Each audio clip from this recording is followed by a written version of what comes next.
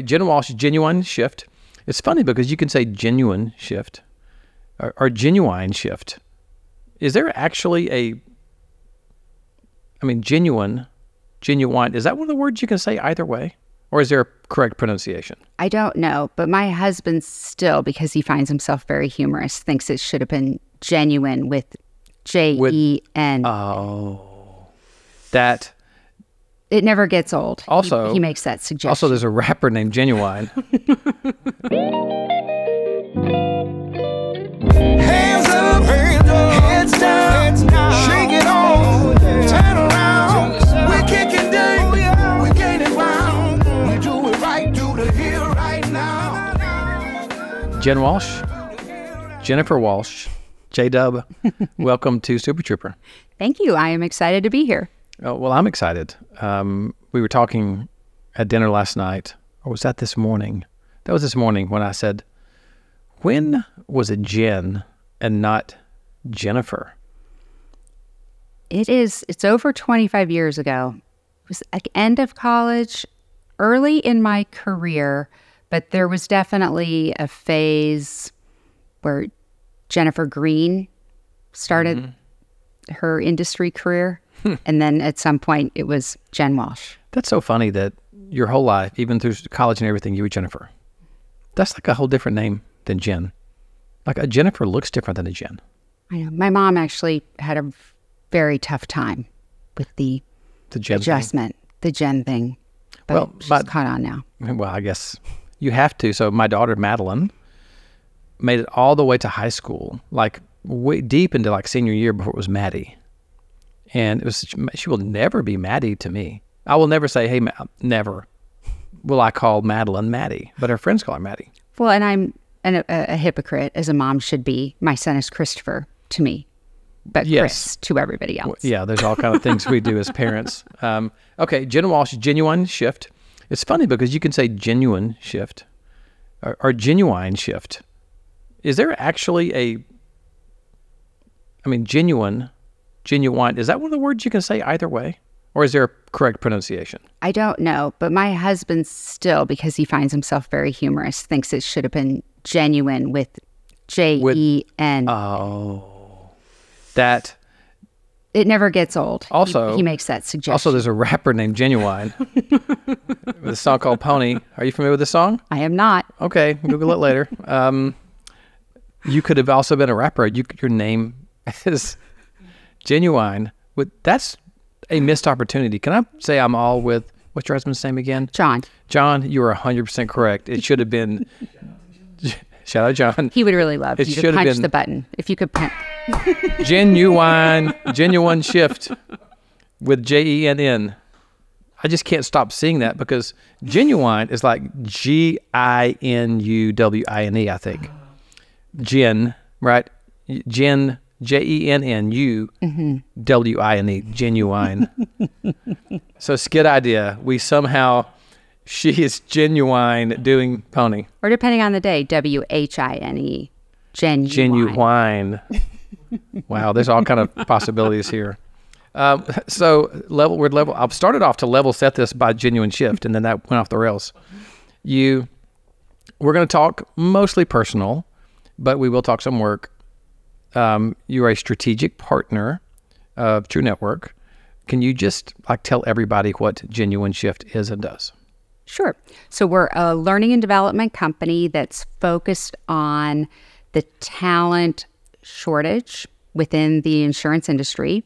Primarily, we help insurance brokers grow by helping them attract and train their brand new talent, help them upskill their junior talent, and a group that I'm particularly interested in, since I put myself in this category, are veterans, where we really want to help them reset, recharge, because we cannot afford to lose them. Because if we want to hit our growth goals, we need a lot of people to help follow through on the commitments we're making in new business situations. So we have a variety of things we do. We get excited about that and partner with true firms with, helping their key people. Excuse me. So you use the term AEs a lot, or account executives. In my world, it's always either been account managers or consultants. It's really service team people, correct? Mostly that you're Yes. training. And we were talking earlier. I've said this a million times, whether it be on a LinkedIn post thanking you or at an event. You're a wonderful speaker and presenter. I think one of my posts was like, nobody else used Jenn because it gives us a competitive advantage at True. You obviously have dozens and dozens of larger firms, kind of big box to small independents that use Genuine Shift's services. There's really nobody else.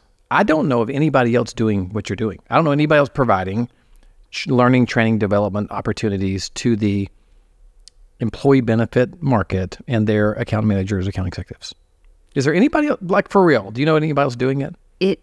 Well, we'll bring it back to John. It's a question he would ask as I kind of was on this entrepreneurial journey, pulling this thread, continually finding this pattern, this gap, where he would say, well, in such a big industry, if this is such a vital component, how come nobody else is doing it? So I would ask myself the same question. I think, one, it's hard for a variety of different reasons. Coaches and investment and learning development has largely focused on sales. And I get it. I'm a former producer, sales leader, agency owner.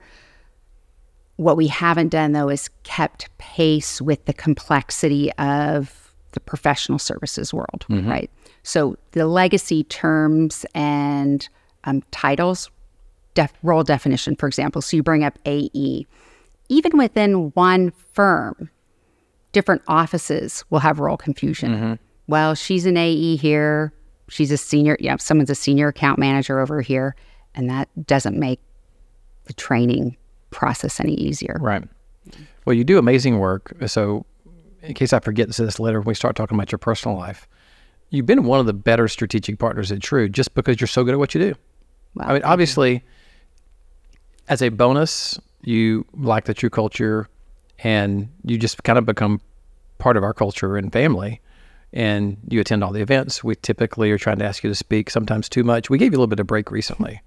But I enjoy it. We gave you a break, and then we're like, True Learning Academy, 2 hours, please. You're just so good at what you do. Anybody, service teams are like the pistons that drive the engine of agencies. Actually, True is a good, I think part of our success has been our focus on the collaboration between account managers and consultants. Well, and I think the firms, not only you all from a resource perspective, creating events that are solely focused on client service teams broadly, but not to only do that virtually. Right.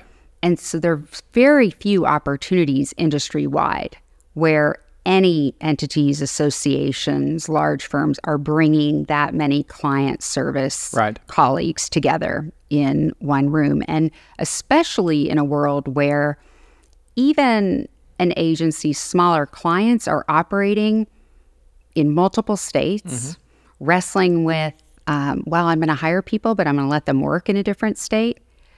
The value of bringing people together to share information is very impactful. And so I love working with the groups when we're in person because I'm always learning, or I have a hypothesis on something and can just say something and then immediately read the room. Yep, that's a universal new issue that we all need to get organized around a solution. I've been very fortunate because I don't believe, it's hard to look back sometimes and reflect accurately on mindset, what you're thinking at times.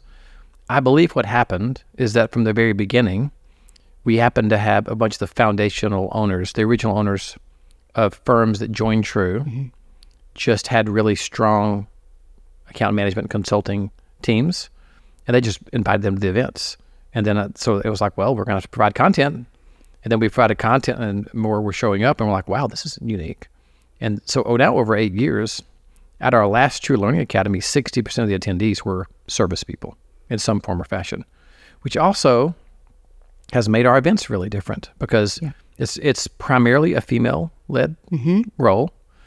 It skews a little younger, by and large, of the rest of the agency world. So when people come to our events, I still see when first time people come to our, like a True Learning Academy, and they're like, where are the insurance people? I'm like, well, this is the insurance people. Okay, we're going to come back to work. I often go in chronological order through someone's life. Okay. I'm not going to do that because I haven't asked this question of you in any kind of prep we've done. You alluded to it earlier today. So John, Yes. hubby, tell me about the first time you made eye contact with Johnny. And I'm just calling him Johnny because I like to now. What was that first moment like? We were at the Union Street Fair in San Francisco, in line to buy margaritas. Just by happenstance, you were in line. I was with a friend from college. He was with a friend from college. We ran into each other, queued up for a margarita, and we have been together ever since. Okay, we got to back up. That's not all, but there's more here. You were just in line together.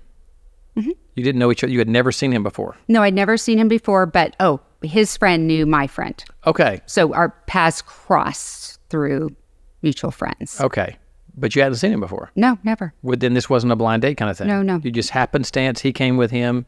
Yes. You came. Oh, wow. Okay. And in fact, I was a carrier rep at the time, was supposed to be going to one of my broker's barbecues. Right.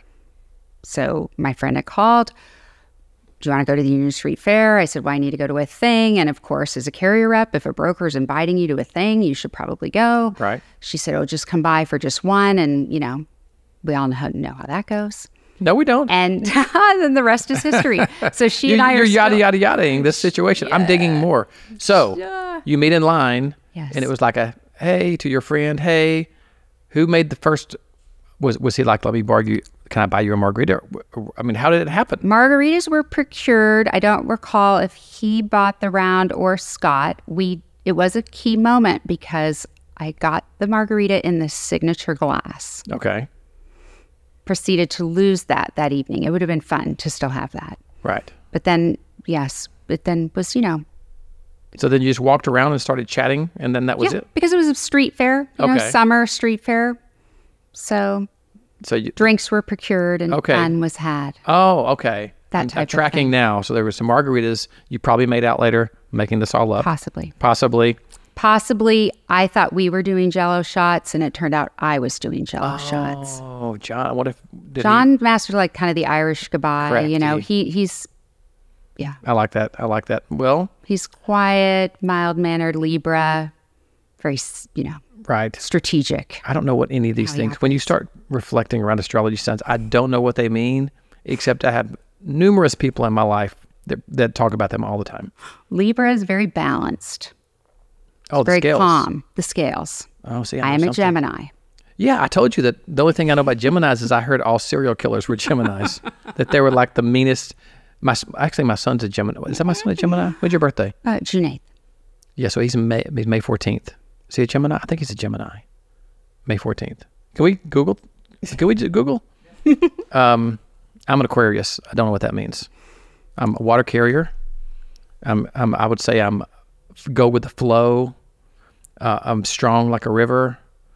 But this is 33 busy seasons. This man has also logged time Oh wow! along with my career. We're looking at Gemini. We need dates. May 21st. No, see, he's not a Gemini. He's something else. Whatever May 14th is. So he's not a serial killer like you might be one day. That's good. Well, to build a business, I think there has to be some element to be just a little bit crazy.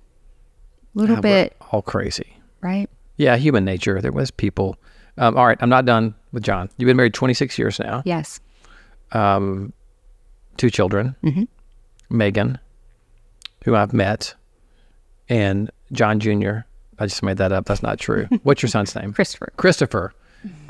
He's playing baseball right now, right? Playing baseball, JUCO baseball, hoping to be recruited. What position does he play? Pitcher only. Oh, just a pitcher. Where is he in junior college right now? At College of San Mateo, so in the San Francisco Bay Area. Really competitive program, great fit for him. So it's an exciting time, and I still get to watch fall ball and go out, and savoring every moment of that. And then excited to see wherever he might be next year. I miss that so much. I miss We love watching. it. And then Megan has worked for you, kind of maybe still like pinch hits for you and does some stuff. I think baseball was on my brain, but is also in a nursing program. Yeah, she's back in New York City. So she'd graduated from Columbia, came home kind of the post-COVID, applying to grad school, worked for me, met many people coming to different True events. That was really fun. And then now does some work for us, but primarily now is off building her next. Did she realize that that's not like she's spoiled now, that True events, that like all industry events are not like True events? Does she know that yet? Well, I tell her that. But, all sorts of lessons I tried to teach her, like getting off a bus and trying to just make it to the elevator. Now, I said, now this is a critical moment. Between the bus and the elevator, you're going to want to look towards the bar. Right. But you need to just keep, and then... Like, don't make eye contact. I know, but then she did. Yep. And then there we were. Listen, there are people within True I will not make eye contact with past 11 p.m. That's right. Well, and then one of the highlight moments was, what was the song when we were in the bar? It was the night Britt performed, and it was the Alabama song, and you turned around and we have a video of... Oh, Dixieland Delight. And you making eye contact, like, how does this California girl who went to New York... extra words to Dixieland Delight. And that's on my, like, highlight reel, catching that on video. Your look like, wait, what is happening with this group right now? Yeah. So we had some really fun moments. And a key part, she really helped me get the business off the ground and now, get to a point where we can bring other people in. So it was a fun... And now your sister works with you as well. She does. In what capacity? COO-ish. But, one of the things that she helps me do is take all of the ideas that we have, because the good news is the business problem is so large. My 3+ decades in the business kind of positions me to have lots of thoughts about lots of those problems, but then to have the discipline to narrow the list. We did talk about So kind of this thought partner. So she's really invaluable to me to say, okay, you could do all of those things, but what are the ones that we can do and position so that a wider variety of firms at the right time can access it? And my former agency owner, practice leader brain, I'm empathetic to the budget. And so how do we make it easier for people to say yes to investing in their people? And she ran her own company, public relations, for over 20 years. So as a small business owner, she has that lens. I get your sister's name confused. One is Kiki. Kiki, yeah. Okay. Kiki. Shout out Kiki. That's kind of a thing we do. We just like to make people happy by mentioning their names around here. There's so many different ways we can go with this, Jen. Since you've mentioned a little bit your background, let me start with, I told you we're going to hop around. So what was your first job out of college? Lincoln National. So I was a history major. It was like February senior year at UCLA. And this was, the late 1900s. The Career Placement Center had 3.5 by 5 cards on the board. And you went in, and who was going to be on campus. And Dad said, you should probably get a job. So in I went, and it was any major, Lincoln National. And they were offering interviews to design employee benefit programs. Sounded interesting. Sounded fancy. And had the first interview, and then next thing I knew, I was being flown to Fort Wayne, Indiana for the second round of interviews. And it was what would turn out to be one of the last group school programs that was operated. And so I started June of 1990 in their program. About 6 weeks into training, a colleague sitting next to me from Houston said, wait a minute, we're selling insurance? We're not designing employee benefit plans? So that was shocker number one. And shocker number two was they had said, now you'll come to Fort Wayne and we'll teach you, so great. And then you'll request 2 offices. So, we're going to pick where you're going to go to work in September. And nobody has ever not gotten one of their top 2 choices. Warning. Right. You know where this is going. Yeah. So I requested 9 offices west of Phoenix. And in class, they handed out envelopes and we ripped them open. And there was a 3.5 by 5 card that Tammy, the recruiter's secretary, had typed in. So I have framed in my office, it says Jennifer Green, space, hyphen, space, Memphis. Wait, what? And because it was the late 1900s, I mean, you just did what you were told. So I drove my Volkswagen Jetta across the country. By the way, when you say started my late career. 1900s, it sounds like you hopped in your wagon I know. and went down to I know. Memphis. But it's true. And so I arrived and I handled half of Memphis and the whole state of Arkansas. It was my That's first like territory. a 22, 23-year-old. How Yes. were you? 22. Wow. Mm-hmm. And that was not Jenn Walsh. That was Jennifer Green. That was Jennifer Green. I had like silk blouses with like ties, you know, this type of business. That Very fancy. I'm going to need to see pictures. There are some that exist. I bet we need to get emailed. That could be your picture for genuine. It could be your silk blouse bow tie picture. But that's where it began, the career. It's fascinating to think of. So what do you think? You grew up in Stockton, California. What made you be adventurous, confident? I don't know. What was the makeup of Jennifer Green that could handle that could handle dropped in Memphis, California kid at 22? So my sisters and I often talk about this. So there are 3 of us in 4 years. I say my dad was fairly conservative. Before he passed away, we could have a whole podcast on elder care. But throughout that process with him, we gave him a T-shirt and it said accidental feminist. Oh. Because somewhere along the line, he, you know, the 3 of us all went on to college, all went on to run businesses, kind of take on different challenges. And I'm not sure. I mean, I often think now as a parent, what is it that contributes? I mean, I think largely it's just kind of comes how you're hardwired. Yeah. But my parents, trying things was always rewarded. Nobody was ever teased or, I would say there's like very little shame if you ran for class office and didn't win, for example. Right. Or tried out for teams and didn't make it. You know, I haven't really thought about it a lot. But those were things where we were really encouraged to just go for it, and the world wouldn't end if you didn't get it. So I'm sure somewhere in there. Where are you in the child mix? I'm oldest. You're the oldest. Then Courtney or Coco is exactly like 1 year, 10 days younger. And then the baby Kiki is 3 So you have a years Coco and a change. Kiki? Yeah. And Jennifer.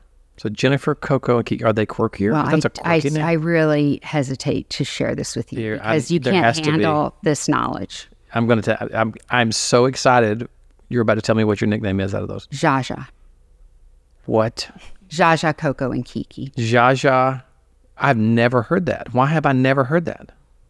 Jaja. Do they really call you that? They do sometimes, or Ja.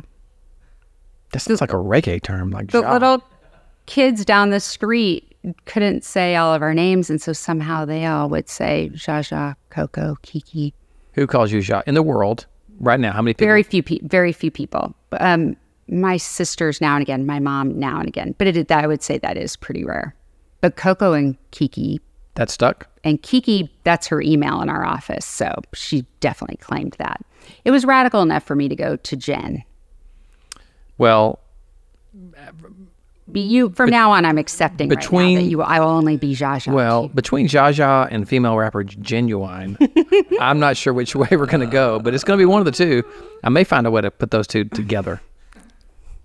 Jaja. How would you spell Jaja? There's much debate about that. As I've there always should liked be. like more like the Jaja Gabor Yes. one. Was that like Just a ZSA? ZSA. Yeah. But my sisters and others usually say Jaja. Ja, that is a reggae term. Ja is like ruler. Like That's how that's honestly how they do it. First, so there is a strong likelihood that Have you ever heard of Zsa Zsa Gabor? Yes. Well, Britt's into entertainment, so he would. But there's a bunch of people out there who we said that, and they were like, I have no idea. I know. But this happens all the time when I'm working with teams. Yes. Do you know that you shouldn't tell people that you're going to be out of pocket? So, it means something else altogether. Like unhinged. You're acting out of pocket. Unhinged. Yeah. But like we say, okay, I'm going to be out of pocket for a couple hours because I'm going to have a doctor's appointment or something. Yeah. Can't do it. I just thought about that because I've heard my kids, Val's, especially Tess, say he was acting out of pocket. Exactly. Yeah. We should do a whole show on that around. Oh, that sounds like a good TikTok show. I've threatened to do a dad TikTok. Oh. Because, I think I'm hilarious. And I think we could come up with some incredibly good content that was sort of dad related. There is one fellow on TikTok who has a hilarious thing of things that kids text from college. And it's pretty good. It's really funny. Well, we were a couple weekends ago. I was in Tuscaloosa without Val. She had a family event in Oklahoma City. So I was down there and I had dinner with Carson and Tess, our kids. And we went to eat at a restaurant where one of Carson's best friends was a server. And this guy walked by who was a dad, just a dad, obviously, or at least I thought, nothing distinct about this fella. A little older than me, probably. And Carson was like, was that? No, it couldn't be. And then his friend came up and said, you're never going to believe who's over there cooking with Mike. I don't know what it is. I'd never heard of it. I'm like, and Carson was like, I knew it. I'm like, what is this? And some guy just has this TikTok show where he just cooks. And he's a dad. And he's cooking with Mike or Bill or Ted or something. But I was like, really? And I went and watched it. I do not have TikTok, by the way, so I refuse. I refuse. It's a slippery slope. It's my guilty pleasure. Well, I know how slippery the social media slopes, so I have refused TikTok. But it's just a dad that's like showing simply how to cook food. And it's got all these, a bunch of views. And I was like, God, that is so out of pocket. Did you see how I threw that in there? That's very nice. Yeah. I'll say there is a lot to learn, though, from TikTok in terms of over the last several years, in a chaotic world, in an environment where a lot of people have, more work and more life than they can really handle in a day, I do think that the bar is raised for any of us trying to communicate anything to the people with whom we work, right? That even for us, where we thought, a mini module that's 20 minutes and we allow them to speed it up, it's not crisp enough. Right. And we're now re-editing everything. And something that was 19 minutes is now 3 5-minute clips. My son, so he had his baseball backpack. The zipper was jammed. This kind of gets to the outer boundaries of my skills as a homemaker. But I thought I could maybe take this on. I went to YouTube. And it was like, and I found myself reacting. It was like 9 minutes. And it started with, the history of the zipper. And I'm like, for crying out loud. And I went to TikTok, which now I think you can check me on the facts. I read that many more people they're going to TikTok and searching instead of Google. Can we fact search check that? bar. Do you do that? And I found that to be my own experience. I watched 3 couple-minute clips and I fixed it. So, Britt, are you on TikTok? Yes, I am. Do you look at things ever on TikTok? Do you instead of Googling it, do you look on TikTok for stuff? Yeah, just quick. Mm-hmm. I have so this is going to be, Gen Z is bypassing Google for TikTok as a search engine. See, look at that. There we go.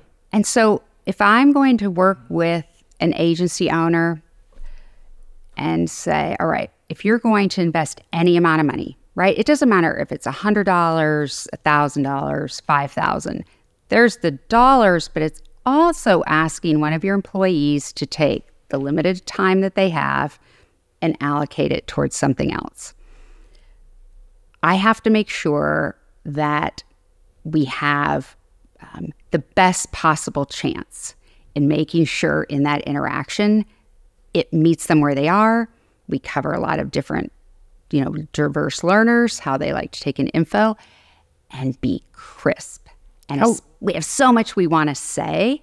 And so I pay attention to facts like that, because if we can just deliver it in a crisp way, even if someone went in and they only watched 2 of the 3, right, that's better than just saying, I'll get to it later, but I don't have a half an hour. And sometimes internally, we have initiatives and we wonder why our teams aren't doing certain things. I just don't know that we've done a good enough job. We teach, like in our account management program, when you send something to your client, are you making it easy for them? How long is a TikTok video? This is a stupid question. I'm not on it. Are they all the same? Is there a max length on a TikTok video? It varies. I think like 2 to 3 minutes. I think depending on like if you're verified or if you have a certain number of followers, I think it's like unlocks longer videos or something like that. Yeah. This is where I look like a grandpa. But then can you click on it and it shows a longer video?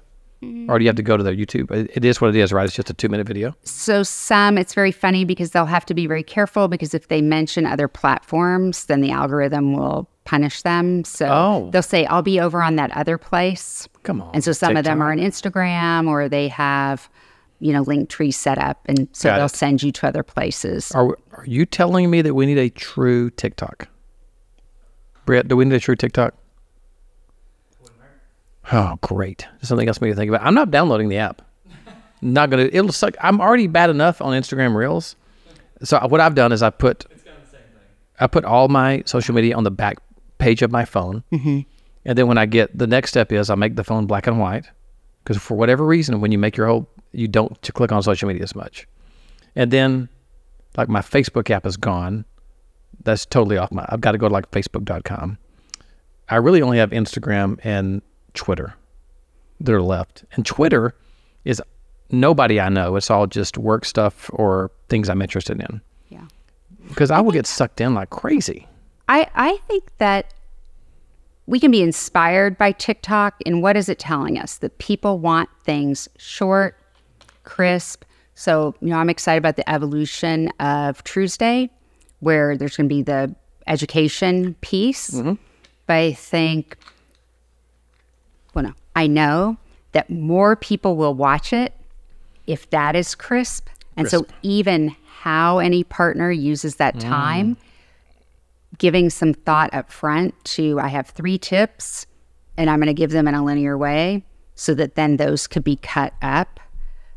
The reality is making it available, if they're not live, very few people, this is the content, this is what we've been studying the last 3 years. Very few people will go back in and just sit back and watch something. But having timestamps, making it easy for people to search, having a library so they can go and get right to that point, are all things we can be inspired by without having to have a TikTok account. What I was thinking, this was an earlier thought when you and I were talking about TikTok, is that if I was forced to make a series of TikToks about the value of true, what would I say with that time constraints? I think that would be a really good exercise. Maybe that's our first thing that I don't care if we're on TikTok or not, but maybe we act as if we are. I'm going to have to go look at some stupid TikTok videos to figure this out, but... We even if you follow Chris Fisher, Benefits Ally on LinkedIn. I've known Chris a really long time, and over the last few years, he works with a variety of benefit solutions, established, new, emerging ones. And he came up with a framework, the 3x3. And I've seen that on LinkedIn. Right, and he promotes it a lot. Mm-hmm. And what I like about it as a force function is it's 3 slides in no more than 3 minutes. And it really forces you to get clear. Who's my audience? Who is it that I serve? Yep. What's my goal? And I think that's healthy, because you can always zhuzh up and add some accessories, but it keeps you crisp. I like it. Chris, shout out Chris, who I don't know, but I'm going to shout out to Chris Fisher. We're going to steal your idea, but we're not going to blatantly steal it. But I do think it would be cool for us to go to our strategic partners and say, because we have a whole back end of our website that only members can go to, which talks about strategic partners, which is hey, I want only a 3. I'm not going to be 3 because I'll be stealing Chris's. We want only a 2.5, 2-minute video on what you do, like pow pow. Interesting. The challenge, so if I put my former carrier hat on or former practice leader hat on, and people would come to me and want access to our teams, and say, well, who's your ideal client? Well, we can work with anyone. And this to me is like the classic mistake that most people who sell through the broker channel make. And they do it because they're afraid that I'll miss out on an opportunity, where ultimately, if it's that kind of exercise, it's like primarily we serve groups that are from here to here, who are fully insured, who are self-funded. Because it's just too much for teams. So if I go back to the audience I primarily think about every day, client service. Often I'll hear, client service teams, they're not open to new ideas, or they only want to keep working with this vendor because there's an override, all sorts of goofy myths. And ultimately, it's like, look, the universe of solutions that they now are tasked with keeping up to date on and people's process, if you don't even narrow it, you don't even make it in to the running. So being able to clarify so that teams know when to call you is a really big point. Well, it's even with, so True Network has a stated goal to try not to oversaturate different, our partnerships. We don't want to have too many in one category. And we have like 70 partners. And we're just scratching the surface. It's a lot. Do you know one thing I've noticed? This is an observation. This is a genuine Jennifer Green, Jenn Walsh observation. As we've gotten to each other through the years, we've talked last time today, and you love work so much. You absolutely love what you do. I love what I do. I mean, I'm going to go deeper into this, but it's one of the things that makes you, to say you're at the top of your game right now is an understatement. You are the only game in town, and you're at the top of that game where you're the only person. That is crazy stuff, and you're so good at it. But one of the reasons you're so good at it is because you love it and you're obsessed with it. And it allows me to tap into what I now know is my creative side and entrepreneurial side, which in my prior life within a firm, I was a builder. I didn't kind of have that language. It was just, I just didn't like to lose. So I worked with my team to create solutions so we didn't lose people or prospects, existing clients.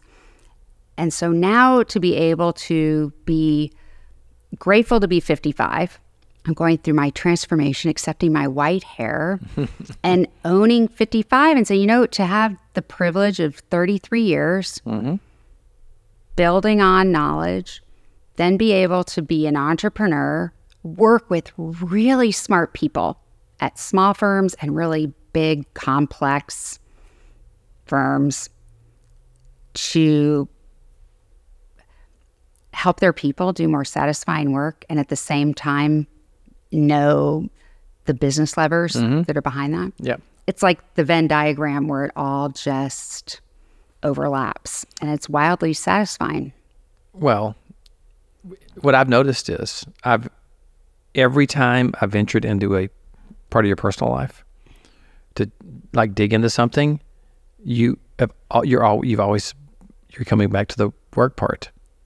It's my hobby. It is. Well, it is your hobby, which is work, which is really, it just makes you so good, because anytime you spend that much time thinking, working, that becomes part of who you are. So guess what I'm going to do? I'm going to force you not to talk about it for a second. Okay. You grew up in Stockton, but you mentioned something about the generations of your family in the same house. Tell that story, or I stopped you from telling it because I wanted to be surprised by a little of it. But so tell me about wagon trains brought my mom's family to California and have from been where? In Wisconsin area. And my great-grandparents were out on the farm. My mom was in the house that she was growing up in, and it came time to move the grandparents off the farm in with them. So my mom grew up with her grandparents in the home And then I was raised in that home. And as some people listening might empathize with, that meant the house had not been emptied with a full basement since 1941, friends. And so in 2019, when my sisters and I got to empty the house, when it was time for mom and dad. This is Coco and Kiki. You know, siblings, you either make it through that experience on the other side closer or not. Luckily, we made it through. But a lot of generations in that community, my mom still lives there. And it's about 90 miles from the San Francisco Bay Area where my sisters and I all live now. Why would I have heard that? Is there someone famous from Stockton? Was there something famous there? Like I've heard of Stockton, California. What am I thinking about that's in Stockton? Sometimes we've been in the news for not so pleasant things. The University of Pacific is there. Okay. People know the university. Maybe. Are you Googling Stockton, California, Britt? I felt it happening in the periphery. So then you first have an English name. Boring. Click on what is Stockton, California famous for down there, people ask. No, the University Pacific. Well, let's click on that 6 things that define. This will be, who knows what this is going to be. Yeah. We're gonna fact check them. Okay, 1, an agricultural hub. That is true, asparagus, but I wouldn't have guessed that you would know that. Inland port and transportation, cultural diversity. Extremely diverse. Sports entertainment. Okay. Oh, the Bob Hope Theater. I'm going to guess that's what it is. At some point, I have no idea. I don't know. Chris Isaac, the singer. Okay. From there. Maybe. I mean, that's like, we're going way back. We are going way back. I think I met Chris Isaac one time. Did you? Uh-huh. We don't have time for that story. Okay, so UCLA. Were there other schools you were contemplating? Was that your school? How'd you get to UCLA? My cousin went there, and I often think with as much discussion for my children when they were going to go away to school, how little thought went into what I guess would be a big decision. Right. I checked all the boxes of UCs. My cousin seemed to like it. It's kind of seemed far enough away to be an adventure, but not that far away. And that was about the length of time I gave it to it. I just had an argument with someone recently because we were talking about the best uniform colors in college football. And I was like, well, it has to be UCLA. And they were like, those are so ugly. I'm like, ugly? That powder blue and yellow or gold, whatever it is, that is like a cool uniform. I mean, look at this. You can't tell me that is gorgeous. Of course, I think I look good in blue. That's probably why I like it. But I don't look good in red, even though Alabama's crimson. I just don't look good in red. When I was living in Memphis, UCLA played University of Tennessee in Knoxville. Mm-hmm. And that is one of the craziest experiences I've ever the color clashes gone through. Well, and just the crowds. And I was in college. We went to the Rose Bowl was where we played. Right. But that is nothing. No. I mean, I've just that was an experience that I will never forget from that era when I was living in Memphis. What years were you in Memphis? 1990 to 92. And then Lincoln sold off the division, and then I transferred to Employers Health. So this is how we're in the Matrix. One of my best friends was playing football at Memphis, 89 through 93. Oh. Same time. I was there. Shout out Gary Bolden. He'll never listen to this, but quarterback, tight end. This will tell you how crazy thing is. This has nothing to do with you. He went there as a skinny 6'5", 195-pound athlete. And at one time, got all the way up to 265 pounds. Wow. Isn't that crazy? Oh, Gary Bolden. Oh. We have a Gary Bolden, a young Gary B on there. Oh, my goodness. I'm guessing that's not the 265 Gary B. That is he went from playing quarterback to playing tight end back to playing quarterback, so he yo-yoed in weight. They kept making him gain and lose weight.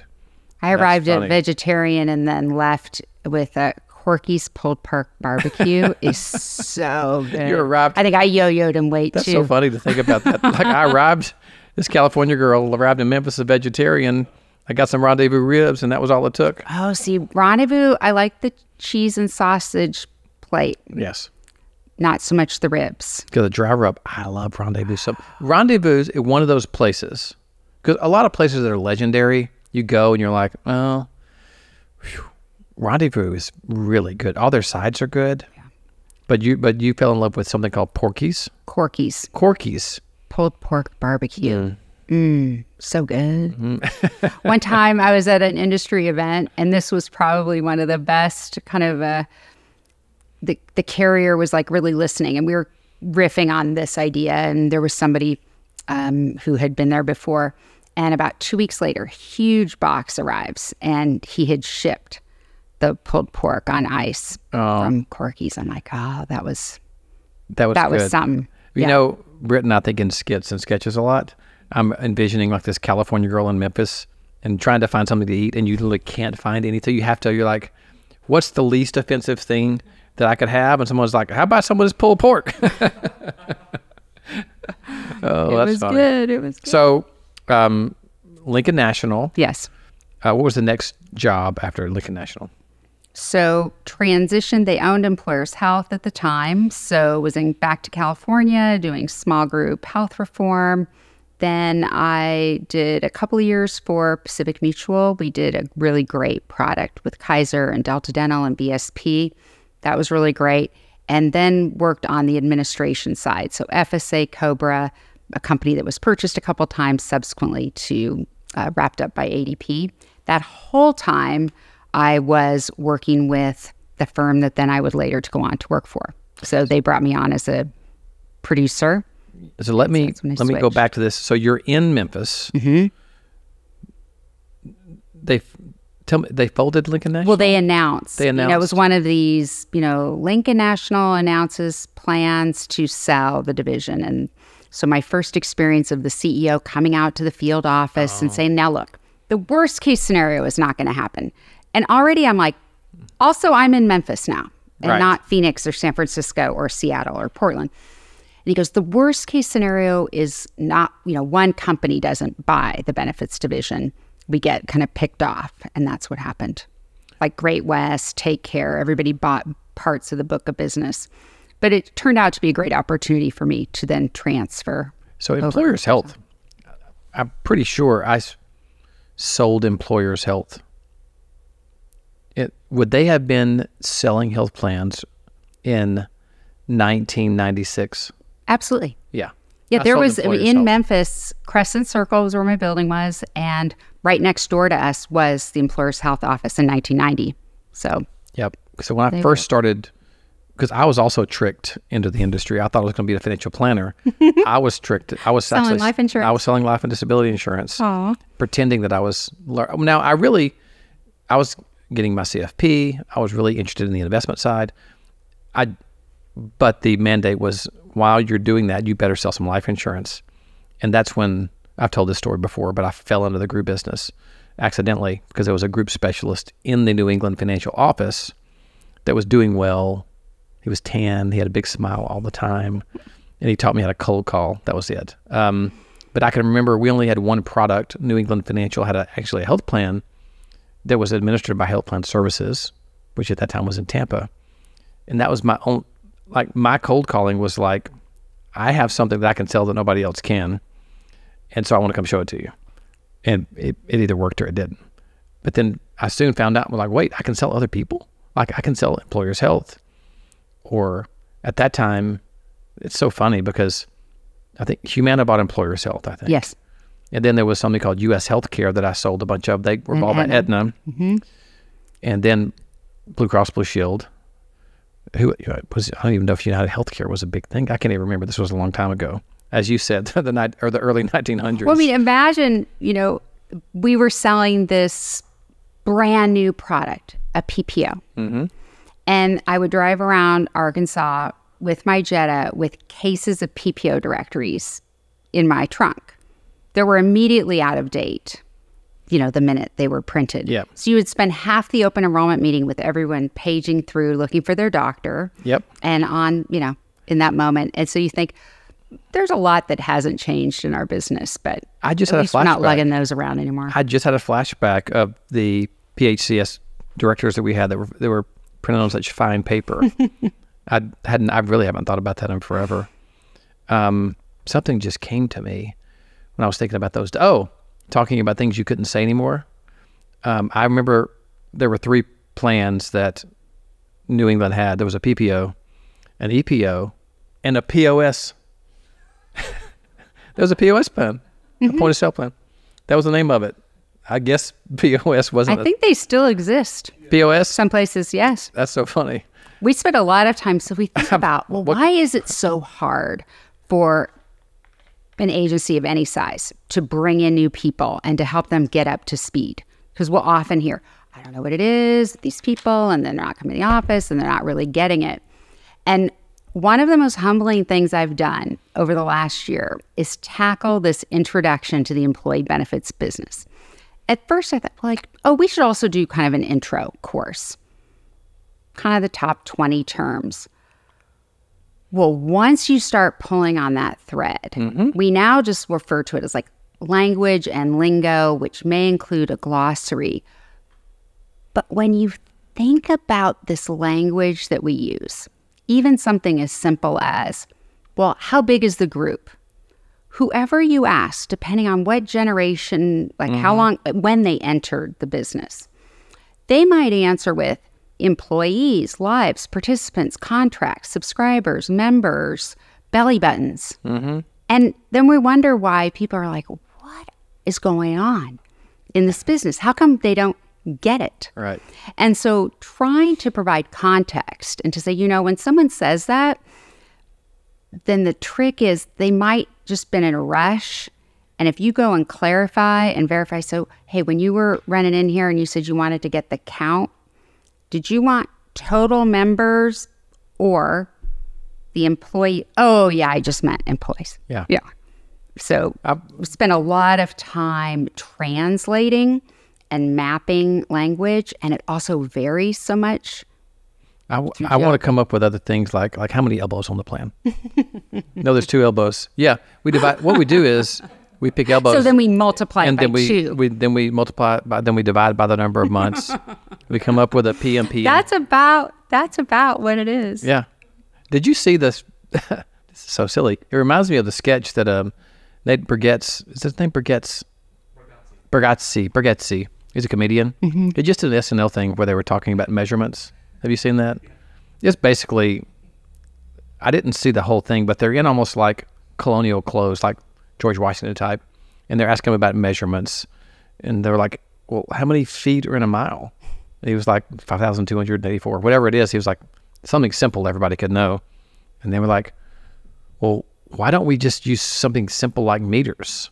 And they were like, well, we will, but only in certain obscure sports like swimming and diving and track and field. And then it went on and on about football and yards. Our industry is very similar. We talk about all the alphabet soups of PPO, HMO, POS. What kind of plan do you have? POS. We've got the POS plan. But then you have HSAs and HRAs and HIPAA and COBRA and ERISA. Well, the complexity of the business, and I think often, and I have deep empathy for producers and practice leaders, their jobs have also changed in the last 5 years, right? How do we deal with hybrid work and other complexities of just being an employer this day and age? At the same time, the farther away people get from the work, which I describe as everything that fulfills the promises made in the sales cycle. Right. Right. So a lot of promises can be made, and then a whole lot of things have to happen in order to, on the other side of it, have a satisfied client. What most people think is, and still this legacy thinking of, the bigger the group, the more complex. And that's not necessarily the case anymore. We have very small groups who might be in 8 states. And then within the state, there are local leave ordinances, right? Or smaller groups that want now direct contracting, or they're going self-funded. And this business has been really lucrative and profitable despite some bad habits. And I would recommend sometimes people get really close to the work their teams are doing. Because as I've done that, I'm like, holy mackerel. Like, they're words that I hear. And I'm like, wait, does that still mean what it meant 2 decades ago? Because I don't really know. And so even socializing for people, that there is no finish line in learning.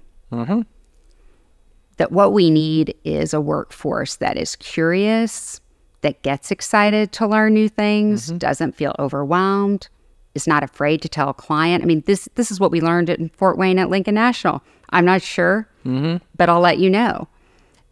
Unless we tell people that that's how our business works, they're afraid to do that. And we need to also make it okay for them to tell you that they're not sure about something, or else we're not really sure what's going on in our practice. It is so complex. I mean, so complex.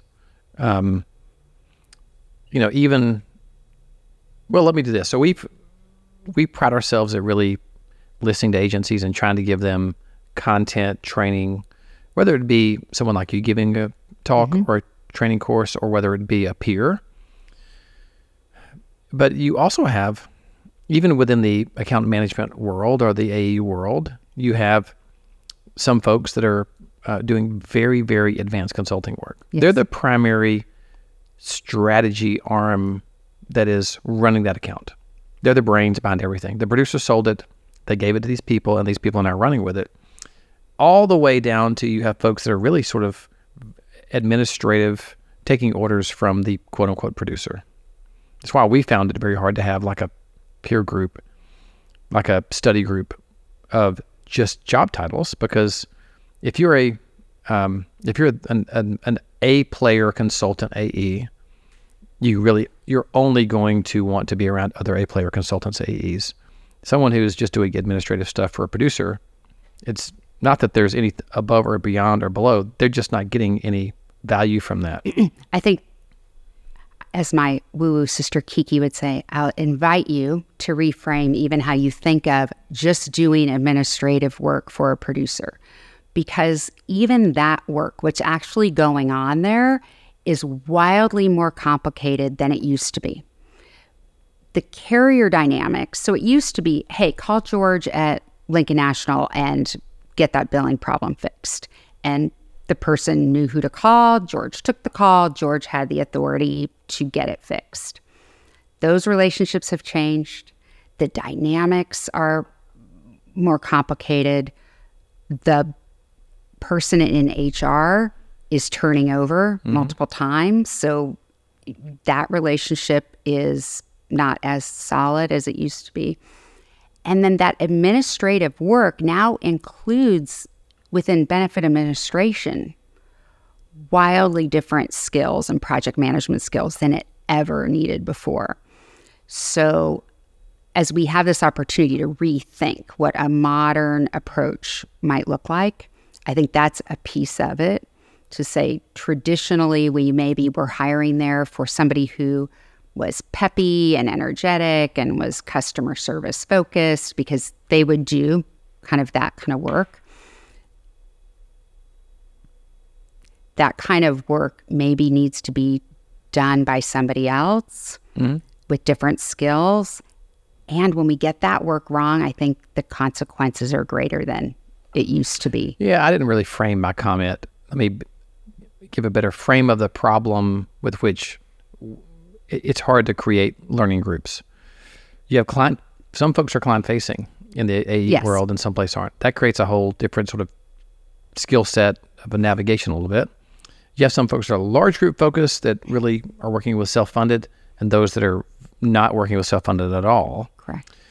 And then you have the dynamic of the whole business model, where the sell and job model versus the consultant model, where even now we're getting into this gray area of the producer consultant versus the AE, right? We've just found it hard to provide like a consistent, like So for example, this is the challenge. You can have an owner's study groups where you put 6 owners of agencies together, and by and large, they can have conversations. You can kind of put producers together, and they can, by and large, have the same conversations.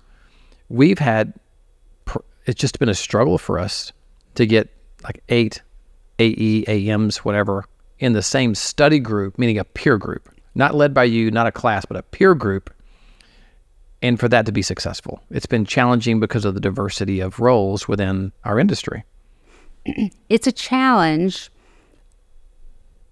We've been able to prove that geography doesn't matter, years of service doesn't matter, size of book doesn't matter, size of clients does not matter.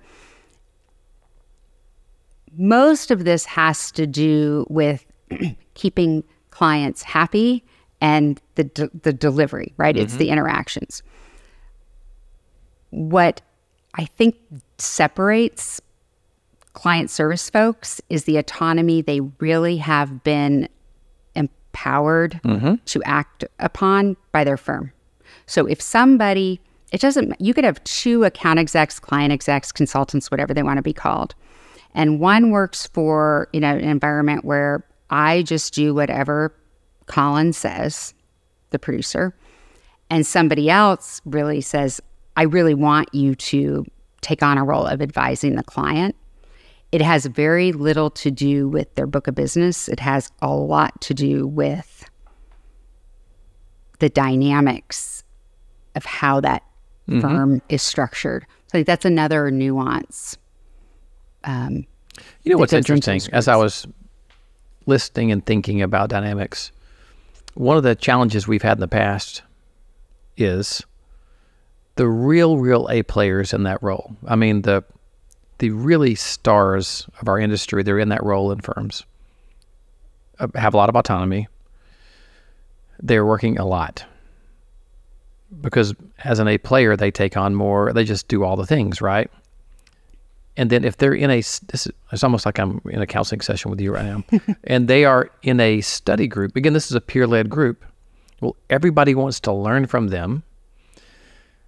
Their capacity to lead a study group is not, they don't have a ton of time. And then I think they feel it's like, well, am I teaching a class or am I in a peer group? And then I think those A players are like, I'm sorry, Scott. I love you. I love True. But it's just not something that I have the time or the capacity to do right now. Well, that's true. And I think we have to, or there's an opportunity to always step back and say, okay, well, what behaviors do we reward here? And sometimes the people who are super busy and stretched too thin, if we really look at what we celebrate, we're like, yay, Martha worked all weekend. Isn't Martha a great team player?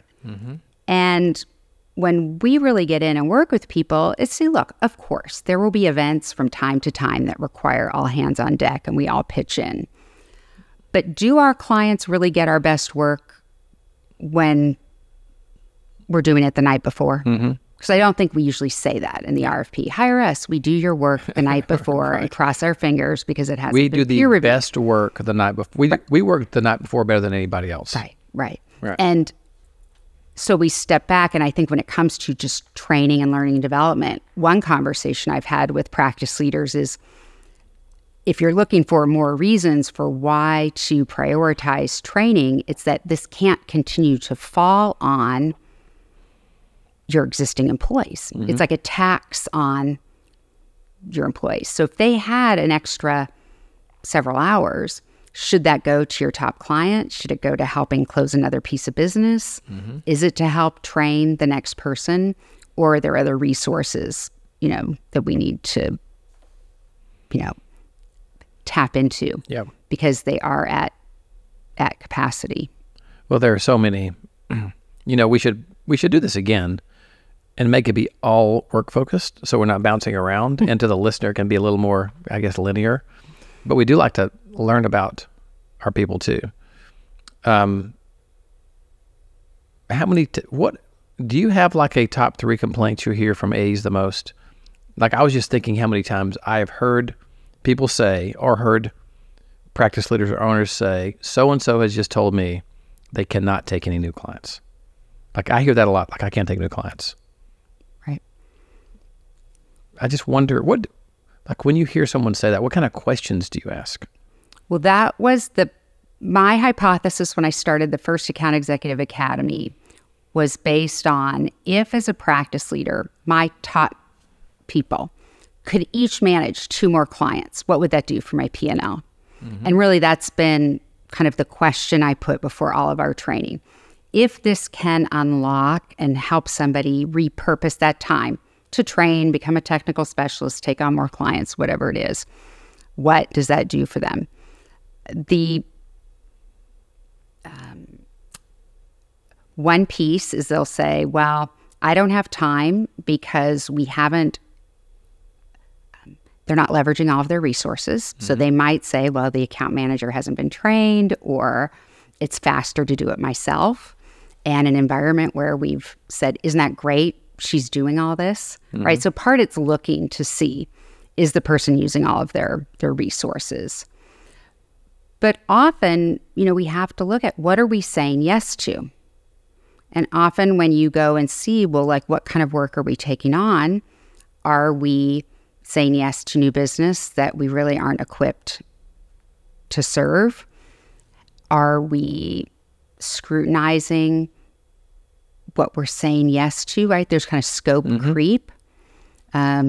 So how I'll frame the question to people often before a workshop, I'll say, what or who gets in the way of you doing your best work? Mm. It's a way where you can really get to the truth. And often they don't want to complain. But look, if you have a brand new producer who doesn't know what to get from a new client mm-hmm. or overcommits, well, that's where we're. I love that question. What or who gets in the way of you doing your best work? That has yielded really fabulous insights. Mm-hmm. And making it okay for people to tell you the truth. In 99.9% of the circumstances, there are no villains here. Right. Right? We have good people who are trying to do good work. But if there are things going on in a practice that a practice leader doesn't know about, so we kind of have to shine a light, some visibility on some of the things that are mm-hmm. invisible. And often what I'm working on with teams is finding a way to present the facts of what's going on with a group. Now, it might make sense for us to do this thing for this client for any number of reasons, but we don't want to find out in 6 months, mm-hmm. the reason I was saying I couldn't take on a new group is because I've been, driving the client's kids to school. Like mm-hmm. it's getting to the absurd of some of the things we're right. taking on. And somewhere along the line, I got the idea that I need to do everything for this client because they're our biggest client. Mm-hmm. That might not be true. So I think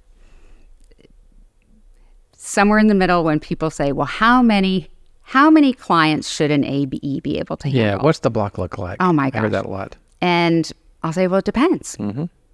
right? It's usually less than the practice leader hopes, and it's more than the AE will admit, right? Somewhere in the middle. If the reality is we want to build an environment where a client service team needs to be at the ready to deliver on any possible thing any producer may commit at any time, right? Then they need to manage smaller books of business. Mm-hmm. If we can get aligned around, generally speaking, we serve groups that look like this. Generally speaking, mm-hmm. we bring in new clients at a certain pace and we charge a certain amount. Well, that's probably an environment where a team can manage more clients. If we segment and we have somebody who specializes in smaller groups or, mm-hmm. whatever, they can manage more. But if we are an environment where the producer gets to pick their team and it's always Gwen, right? Well, that's problematic. Mm-hmm. I just had a vision. What's the biblical feature that cuts the baby in half, or that offers to cut the baby in half? Was that King Solomon? King Solomon. So I pictured Genuine going to a practice leader and an AE and saying, okay, practice leader, what size book do you think Nora could handle? And he says 1.5 million. And he goes to Nora and said, Nora, how much do you think you can handle? And she said 750,000. And you just divide it in half and you give, this is the answer. That's a very unsophisticated way. I bet that would work 80% of the time. It's so interesting because then I get so intrigued. But see, this is why I love what I do. So someone will say, well, I'd like to send you a spreadsheet and get your take on our book of business assignments. And then I start teasing things out on the complexity of the book. And it looks like one client and a lot of revenue, but you look underneath it and it's a private equity firm with 10 portfolio companies. I'm like, well, then that's 10 companies, right? Or I worked with one firm where there is no methodology around what they charge new clients.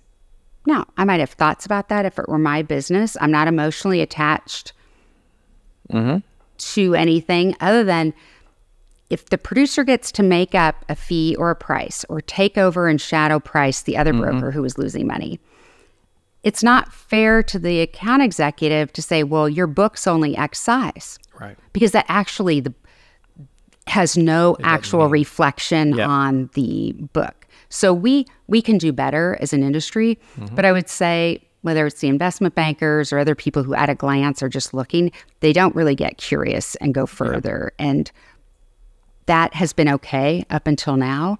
But now in an environment where it's so hard to attract people, keep them happy, have satisfying work, hit our profit and growth goals, it's probably time to be a bit more curious around what's the work that's actually getting done. And usually it's about stopping doing some things that actually don't even add value to the client anymore. And the problem may not be as dire as people think. Yeah. You know? I just had some interesting things come to me lately. One was help us set the fee for this 1,500 life group. What's the benchmark for that? And it's like, well, and I gave them such a wide, I said, it's between $8 and $35 PPM. They're like, 8 and 35. I'm like, what are you doing for them?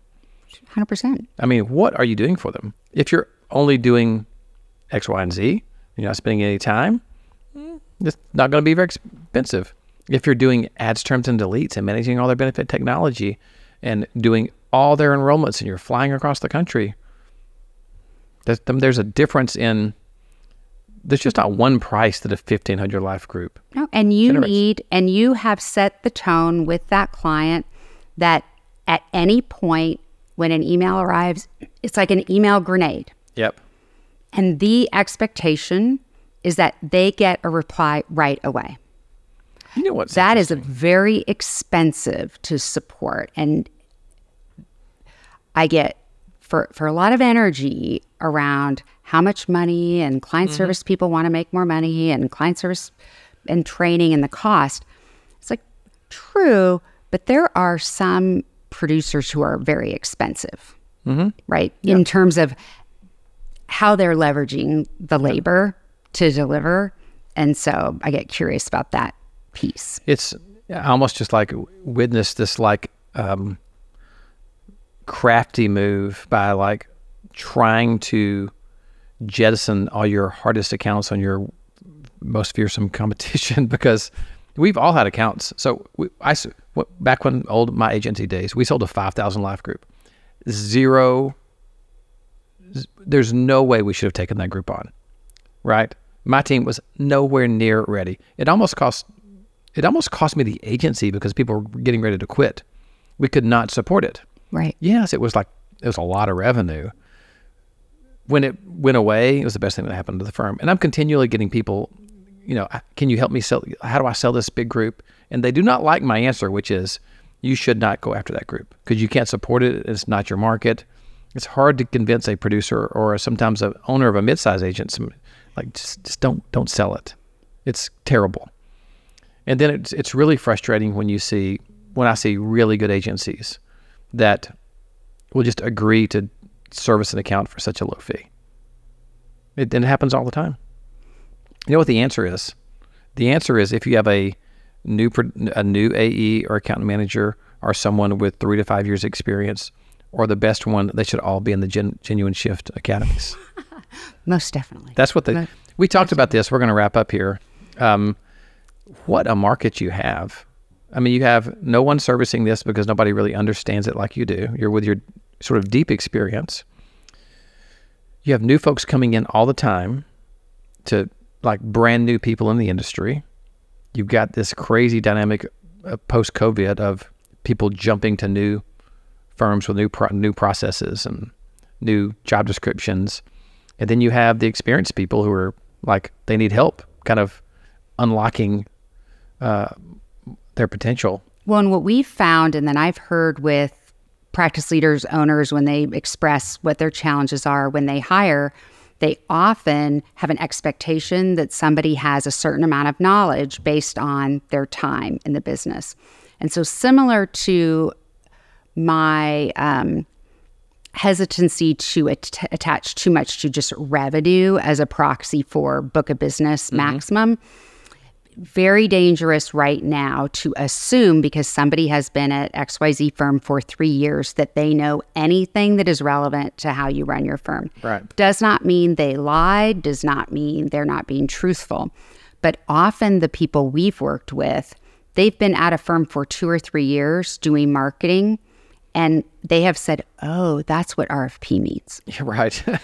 Because they were not trained sitting next to somebody. So I think there's also an opportunity with people within your own firm that you may be wondering, is this a good fit? To just take a fresh look and give them an opportunity to kind of catch up, because I'm not sure that we have served them as well as we can. And, you know, I love this topic and I love this business. This is a great business.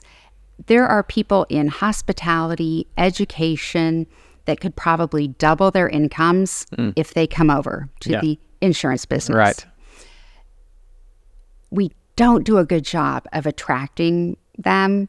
And then when we don't set them up with any kind of training that is giving everybody a fair shot, it's just hurting everybody. So yes, we've got some bad habits. Yes, we have some things we can improve. But the thought that people don't want to come into this business, or they want to retire or just punch out early because they've just kind of had it. Yeah. I'm going to keep showing up every day as kind of an enthusiast to say, no, come on, we can all do better. This is such an interesting place to be. There's so much economic opportunity for everybody at every level, and more than enough work to go around. Well, that's for sure.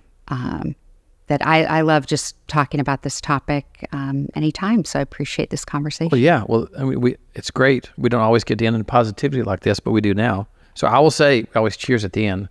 So I will say, Genuine, hashtag Jaja, Jennifer Green, Walsh, thanks for coming, and true love. It's my pleasure. True love. Hey.